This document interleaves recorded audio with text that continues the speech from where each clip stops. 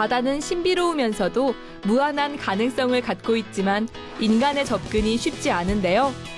그 가능성이 열리고 있습니다. 최고의 쇠빙선을 만들기 위한 다양한 연구가 진행되고 있는가 하면 인간을 대신해 해저를 탐사하는 로봇이 개발돼 활용되고 있는데요. 우리나라 해양의 현재와 미래를 이끌어가고 있는 국내 유일의 선박 해양 플랜트 연구소를 만나봅니다.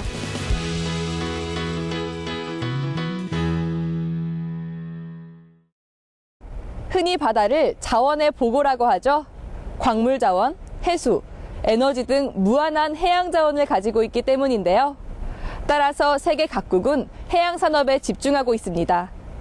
우리나라도 선박과 해양 플랜트 연구에 노력을 아끼지 않고 있는데요.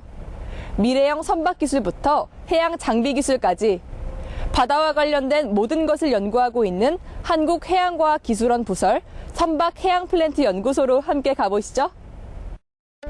선박 해양 플랜트 연구소는 지난 1973년 한국 선박연구소로 출범해 41년 동안 다방면의 연구 성과를 이뤄내면서 우리나라 선박 해양 플랜트 분야에 새로운 역사를 만들어가고 있는데요.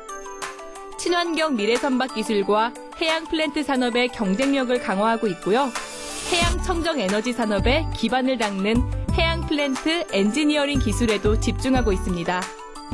선박 해양 플랜트 연구소는 해양기술 분야의 정부 출연연구소로서 선박과 해양 플랜트를 중심으로 한 원천 핵심 기술 개발에 노력하고 있습니다. 구체적으로는 선박과 해양 물리기술, 해양 플랜트와 기자재 기술, 해상 교통 및 해상 안전 기술, 그리고 해양 장비 및 수중 로봇 기술 분야가 집중 연구 분야가 되겠습니다. 또한 에너지 저감 및 고효율의 선박 기술 연구를 통해 해양 플랜트 산업에 새로운 연구를 진행하고 있는데요. 이와 관련된 특별한 연구가 진행되고 있는 현장을 찾아가 봤습니다. 그런데 연구실의 모습은 온데간데 없고 아이스 스케이트장을 연상케 하는 이곳. 제가 제대로 찾아온 게 맞는 걸까요? 이름 모를 장비들과 분주하게 움직이는 연구원들도 눈에 띄었는데요. 빙의 연구센터 안에 자리한 장비들과 얼음의 정체를 알아보기로 했습니다. 박사님, 아무리 겨울이지만 여기 시험시설 안은 너무 추운데요. 도대체 여기 빙의 수조에서는 어떤 연구를 하시나요? 저희 빙의 수조에서는 세빙 선박뿐만 아니라 극지 해역에서 제반 활동을 수행하는 극한지 해양 구조물에 대한 빙 성능을 평가하는 시설입니다.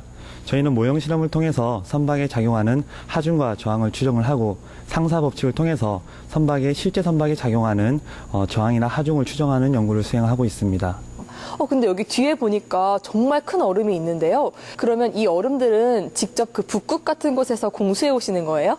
저희는 일반 담수에 지방성 화합물과 에틸렌 글리콜을 포함시켜서 실제 빙선체 상호작용 과정에서 얼음이 깨지는 패턴들이 실제 현상과 유사하도록 하기 위해서 화학적 첨가물을 포함시켰고요. 그런 것을 통해서 실제 모형 실험 결과와 실성 결과가 거의 같아질 수 있는 결론을 얻을 수 있습니다. 실제로 극지에 직접 가서 테스트를 할 수 없기 때문에 이곳에선 극지와 가장 유사한 환경을 만들어 놓고 실험을 진행하고 있는데요. 우리나라 최초의 쇠빙선 아라온호를 아시나요?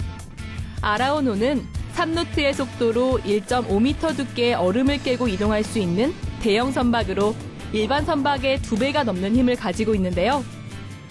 더욱더 안전하고 강한 쇠빙선을 만들기 위해선 쇠빙 성능을 측정하고 저항 테스트를 진행하는 것이 매우 중요하겠죠? 따라서 오늘은 실제 아라온호의 34분의 1 크기로 제작된 모형 쇠빙선을 이용해 실험을 해보기로 했습니다. 33m 두께의 모형선이 0.6m 정도 두께의 얼음을 깨면서 앞으로 나갈 때 저항을 알아볼 텐데요. 실시간으로 얼음을 깨는 속도를 계측하는 시스템을 통해 데이터를 분석하게 됩니다. 그럼 여기서는 어떤 실험을 보여주실 거예요? 오늘 실험에서는 두 가지 조건에서 실험을 할 것인데 첫 번째 조건은 평평한 평탄빙 조건에서 실험을 수행할 거고요. 두 번째 조건은 미리 얼음을 잘라놓은 상태에서 실험을 수행할 계획입니다. 본격적으로 실험을 진행해봤습니다. 먼저 미리 잘라놓은 얼음 사이를 이동할 때 선박의 저항을 확인하는 실험을 할 건데요. 실험 시작하겠습니다. 실제 쇠빙선을 탄 것도 아닌데 살짝 긴장이 되더라고요. 드디어 모형 쇠빙선이 출발했습니다. 잘라져 있는 얼음 위로 이동했는데요. 얼음 사이를 뚫고 거침없이 앞으로 나아갑니다. 모형 쇠빙선의 움직임과 동시에 빙저항 속도가 그래프로 계측됐습니다. 이번에는 평평한 얼음을 깨고 이동할 때 선박의 저항을 알아볼 건데요. 다양한 환경에 대한 실험을 통해 데이터베이스를 구축하면 실제 북극해를 운항할 수 있는 대형 선박 설계에 유용한 정보로 쓰일 수 있기 때문이죠. 저희가 얼음을 잘라놓은 상태에서 실험을 하고 잘라지지 않은 상태에서 실험을 하게 되면 이 배가 얼음을 깰 때 얼마만큼 힘이 드는지 바로 알 수가 있죠. 이 실험을 통해서.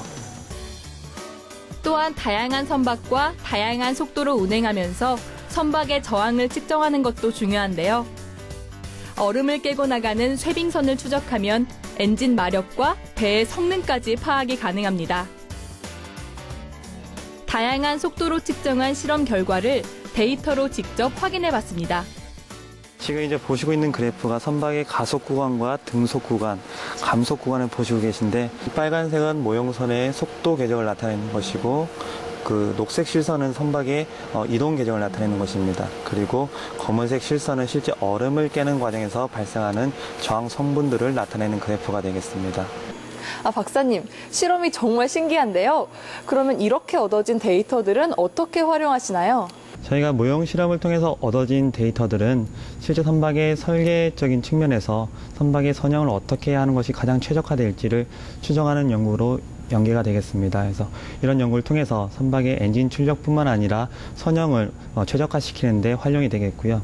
그리고 이제 저희가 북극해를 2010년과 11년 북극 척지에서 세빙연구소 아라온을 이용해 실선 실험을 수행을 했었습니다. 그 결과와 저희가 지금 수행하고 있는 모형 실험 결과를 비교 분석을 통해서 실선과 모형선의 상관계수를 찾게 되겠고요. 이런 상관계수를 바탕으로 해서 다양한 선형에 대한 빙저항 추정이 가능하겠습니다. 그럼 이 연구는 앞으로 어떻게 더 진행할 계획이신가요? 북극해를 운항한 선박이 점차 다양해지고 크기가 커짐에 따라서 다양한 빙상 조건을 만나게 될 것입니다. 그래서 저희는 모형 실험을 통해서 다양한 빙상 조건에서 선박의 저항을 추정을 하게 되고 그 결과를 바탕으로 선박의 추진기 뿐만 아니라 선형을 최적화시키는 데 아마 활용이 될 것으로 생각을 하고 있습니다. 북극 항로 개척을 비롯한 극지자원 개발을 위한 관심이 갈수록 높아지고 있는데요. 극지와 같은 조건을 재현해서 진행하는 빙해수조 연구에서는 선박 설계에 대한 연구 외에도 안전 운항을 위한 연구 등 다양한 연구가 계속될 예정입니다. 제임스 카메론 감독하면 영화 타이타닉이 가장 먼저 떠오르시죠?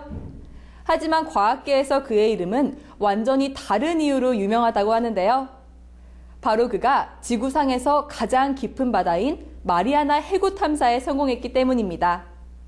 우주에 다녀온 사람보다 심해에 다녀온 사람이 더 적을 만큼 심해 접근이 어렵기 때문에 그의 성공은 해양과학계에 큰 관심을 모았는데요. 미지의 세계, 깊은 바닷속을 탐사하기 위해 국내에서도 심해 무인 잠수정과 탐사 로봇 연구가 활발히 이루어지고 있습니다. 최근 이곳 선박해양 플랜트 연구소에서 한국형 수중 탐사 로봇 크랩스터가 개발됐는데요. 저와 함께 가보실까요? 사람이 접근하기 힘든 해저를 탐사하는 로봇은 어떻게 생겼을까 무척이나 궁금했는데요. 해저 탐사 로봇을 만나러 간 곳엔 연구원들의 열띤 토론이 한창이었습니다. 연구원들 사이로 뭔가 보이긴 하는데요. 이게 심해를 탐사한다는 로봇이 맞나요? 이 로봇은 지금 저희가 현재 개발한 다관절 해저 로봇 크랩스터 200입니다. 지금 현재는 그 육상에서 시험을 하기 위해서 지금 준비 중에 있습니다. 크랩스터는 개와 가재처럼 샌 물살에서 작업을 잘 하라고 만들어진 이름인데요. 첨단 장비가 설치돼 있어서 물속의 상황을 잘 보여줄 수 있고요. 양옆의 다리를 이용해 보행하고 이동하기 때문에 부유물에 의한 시야 방해가 적은 장점이 있습니다. 저희 서해와 같이 조류가 빨라서 시계가 안 좋은 그런 악조건 환경에서 일반적으로 기존에 개발되어 있던 프로펠러 타입의 무인 잠수정이 들어가서 탐사를 하거나 작업을 하기 힘든 그런 상황이었습니다. 그래서 저희 나라 같은 서해와 남해에서 탐사 작업을 수행할 수 있는 로봇이 개발이 필요하겠다라는 그런 필요성을 느껴서 이 크랩스터를 개발하게 됐습니다. 또한 크랩스터는 4개의 관절로 구성된 6개의 다리를 이용하기 때문에 유연한 움직임으로 자유롭게 바닷속에서 이동이 가능합니다. 실제로 크랩스터는 세월호 구조 작업에 투입됐었는데요. 당시 해외 수중 촬영용 로봇은 조류에 휩쓸려 갔지만 크랩스터는 강한 조류에도 끄떡없이 임무를 수행했습니다. 크랩스터의 움직임은 원격 제어를 통해서 가능한데요. 크랩스터에서 실시간 전송해주는 영상을 통해 위치를 파악하고요. 조이스틱을 이용해 세세한 움직임을 조절합니다. 탁한 물속에서도 물체를 감지할 수 있는 음향 카메라를 포함해 소나, 센서 등 첨단 장비가 설치되어 있기 때문에 가능한 것이죠. 이 크랩스터는 모선과 케이블로 연결이 돼 있어서 모선으로부터 전원을 직접 공급을 받습니다. 그래서 24시간 동안 운용이 가능하고요. 그에 따라서 이제 실시간으로 그 해저면의 영상 데이터 및 그리고 수중 데이터들을 실시간으로 이제 수신함으로 인해서 어떤 상황에서든지 신속하고 유연하게 대처할 수 있는 장점을 가지고 있습니다. 크랩스터는 예측하기 어려운 해저면을 안전하게 보행하기 위해 다양한 보행 알고리즘을 갖고 있습니다. 가장 안전한 이동 방법으로 다리를 하나씩 들어서 옮기는 보행 기법이 있고요. 안전성과 속도를 모두 고려해 다리를 2개씩 들어서 옮기는 보행 기법. 그리고 빠르게 이동하기 위해 다리를 3개씩 들어서 옮기는 보행 기법으로 구성되어 있습니다. 공중에서 테스트한 결과 아주 잘 움직이는 게 보이시죠? 공중 보행 테스트 후에는 육지에서도 같은 테스트가 진행이 되고요. 마지막으로 수중에서의 실험이 이루어지게 됩니다. 크랩스터는 잠수부들이 들어가기 힘든 200m 수심에 내려가서 탐사를 할 수 있습니다. 또 해저면에 최대한 가까이 붙어 좀 더 정밀하게 탐색할 수 있기 때문에 많은 관심을 받고 있는데요. 이 크랩스터에는 또 한 가지 비밀 병기가 숨겨져 있었습니다. 로우팔 자동 모드로 로우팔 전개. 크랩스터의 앞 2다리에는 로봇팔이 들어있는데요. 자동 모드로 원하는 자세를 만들 수도 있고요. 조이스틱으로 각 관절을 제어해 원하는 위치를 만들 수도 있습니다. 집게를 이용해 물건을 잡을 수 있다는데요. 한쪽 팔이 약 10kg의 물건을 들 수 있습니다. 크랩스터가 팔을 이용해 물건을 잘 잡을 수 있을까요? 도자기잔으로 직접 실험해봤습니다. 집게를 이용해 도자기잔을 잡는데요. 꽤 안정적인 모습이죠? 도자기잔을 들어올리자 배 쪽의 문이 열리네요. 도자기잔을 배 쪽으로 가져갑니다. 바닷속에서 수집한 물건을 육지까지 가져오는 임무를 갖고 있는 탐사 로봇답게 조심스럽게 움직이는 모습이 인상적인데요. 앞으로 크랩스터는 어떻게 더 발전하게 될까요? 이 크랩스터는 2015년도 3월에 지금 현재 성능 고도화를 통해서 기술력을 향상시킨 것을 검증하기 위한 수조 시험을 계획을 하고 있습니다. 그리고 5월에는 국립해양문화재연구소에서 추진하고 있는 태안 마도 근해의 해저 유무 탐사에 직접 활용될 예정으로 되어 있습니다. 그래서 지금 현재는 이런 실험들을 위해서 그 보행과 그리고 로우팔 작업 성능을 개선하는 작업을 계속하고 있고요. 그리고 2016년도에는 저희가 심해 과학 조사를 위해서 그 보행과 유영이 가능한 6,000m급 다관절 복합이동 해저 로봇 개발을 완료를 하고요. 2016년도에 직접 실외역에서 실험을 할 예정으로 되어 있습니다. 심해 다관절 복합이동 해저 로봇은 우리나라를 제외하고는 아직 세계에서 개발된 사례가 없는데요. 그래서 크랩스터의 개발은 더 의미 있고 가치 있는 일입니다. 크랩스터의 상용화를 통해 해저에서 활약할 그날을 기대해 봅니다.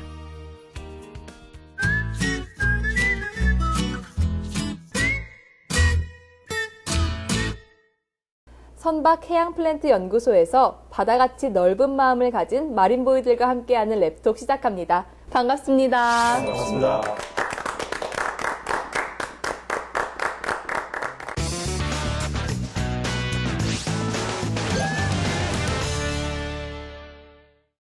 바다를 좋아하시나요? 예, 아주 좋아합니다. 얼만큼 좋아하세요? 바닷가에 가면은 가슴이 두근거려요. 너무 좋아서. 아직까지 또 앞으로도. 앞으로도. 그럼 다른 분들은 어떠세요? 저는 물을 되게 싫어했었는데 근데 어떻게 배를 연구할 생각을 하셨어요? 들어와서 무슨 일을 해야 되나 많이 고민을 했었는데 지금에 와서는 뭔가 제가 해야 될 일들도 찾고 열심히 해왔기 때문에 점점 더 우리 연구소도 좋아하고 바다도 좋아하는 것 같아요. 그러면 연구원님은요? 바다는 누구나 다 좋아하는 것 같아요. 특히 여름철이나 휴가철에 해변에서 보는 바다는 되게 멋지고 낭만적이죠. 근데 바다에 나가서 높은 파도나 그 너울 같은 걸 경험을 해보면 생각보다 바다가 굉장히 무섭습니다. 낭만적이지 않죠. 그러니까 어떻게 보면은 그 바다와 관련된 일을 하는 입장에서는 바다가 되게 좀 힘도 세고 근데 좀 까탈스럽고 변덕쟁이 같은, 그렇지만 계속 함께 가야 되는, 그래서 좀 진중하게 같이 좀 갈 수 있는 방법을 찾아야 되는 그런 대상이 됩니다. 사실 사람들이 편견이 조금 있잖아요. 뭔가 위험할 것 같다는 그런 생각들이 있는데. 뭐 굉장히 단순한 얘기고 뭐 저희가 재밌게 하면서 할 수 있는 얘기지만 기초적인 안전 수칙만 지키고 지시에만 따라주셔도 배는 굉장히 안전한 곳입니다. 여객선 사고 때문에 많은 사람들이 거기에 대해서 좀 그 과도한 또 두려움을 가지고 있는 것 같은데, 저는 기회가 된다면은 꼭 배를 타고 여행을 해보시라고 권해드리고 싶어요. 멀미만 안 한다면, 멀미만 안 한다면은 정말 많은 즐거움을 주는 것이 배 여행입니다. 강추. 그럼 배를 탔을 때 멀미가 안 나게 하는 방법은 없나요? 고정된 뭔가를 보라는 게 있었어요. 예. 배 안에서 고정된 배 안에서, 뭔가를. 예. 배가 안 흔들리는 곳에, 가장 안 흔들리는 곳에 위치하는 것이 제일 좋은 방법이고. 가장 안 흔들리는 곳이 어딜까요? 무게중심이죠. 무게중심이면 가운데 말씀하시는 거예요? 찾아가시면 됩니다. 정가운데에서 고정된 무언가를 보고 있어라. 그리고 낮은 곳. 사실은 이게 그 2층이나 3층이 그 승선료는 더 비싸요. 그런데 멀미는 더 심하게 하는 곳입니다. 예. 사실 그 멀미는 가속도하고 관계가 있거든요. 얘기가 점점 어려워지는데요. 다시 좀 쉽게 풀면은 좋아하는 사람 같아서 계속 대화를 나누고 눈빛을 이렇게 맞추고 있으면 멀미가 안 납니다. 경험에서 온 얘기였죠. 뭐 저기 연애할 때 봐도 연애할 때 일부러 다 데려가서 배 태우신 거 아니에요? 다라고 하면 되게 사람이 많아지는데요. 딱 한 명이거든요. 딱 한 명인데 계속 얘기하면서 즐거운 생각을 갖고 있으면 강추. 한번 꼭 가봐야겠네요. 배 타고. 근데 아무리 그렇게 배에 관심이 많았어도 딱 여기 선박해양플랜트 연구소에 들어왔을 때 와, 저거 진짜 신기하다 했던 게 하나쯤은 있을 것 같아요. 그러면 지금까지 기억에 남는 정말 신기했던 게 있다. 하나, 둘, 셋. 다 있네요. 저도 오늘 신기한 거 봤는데 한번 들어볼게요. 저는 다른 것보다도요, 이제 공부하면서 자주 등장하는 이름들이 있거든요. 제가 전공한 분야에서. 연구소를 딱 왔더니 제가 계속 이름을 보고 이 사람은 어떤 사람일까 했던 사람들이 다 계시더라고요. 그게 굉장히 좀 특이한 경험이었고요. 지금도 기억에 남고, 개인적인 소망이 있으면 나중에 한참 제 후배가 연구소에 들어왔을 때 제 방에 붙어있는 제 이름을 보고서 이 사람이 여기 있네? 라는 느낌을 받을 수 있으면 얼마나 좀 괜찮을까, 노력이 좀 많이 필요하겠죠. 연구소에 와서 같은 분야에 저명하신 분들을 많이 뵀던 게 마치 꼭 연예인들 보는 그런 느낌이 좀 있었습니다. 그런 약간 선망의 대상 같은 느낌이 있죠. 그럼 네. 저는 저도 분야가 좀 다른 곳만 바라보다가 이제 선박해양플랜트 연구소에 왔는데, 제일 신기했던 건 파도 만드는 수조가 있거든요, 우리 연구소에. 근데 일반적으로 우리가 생각할 때 파도를 어떻게 실험실에서 만드나 그런 생각을 했었는데 진짜로 만들어요. 그리고 만든 다음에 거기다 배 모양을 만들어 놓고 저 배는 이 정도 파도에서 넘어질 것 같아, 안 넘어질 것 같아, 이런 것들을 평가를 해주거든요. 그런 것들 보면서 굉장히 큰 인상을 받았습니다. 연구소 내에 파도 만드는 기계가 있는 거예요? 수조가 수조가. 있습니다. 예. 거대한 수조가 있습니다. 웬만한 수영장 한 4개는 붙여놓은 것 같은 사이즈. 캐리비안 뷰보다 훨씬 네. 배에 대한 상식과 어떤 종류들을 참 많이 아실 것 같아요. 그럼 여기서 질문. 나를 배에 비유하자면 네모다. 여기 네모에 들어갈만 써주시면 됩니다.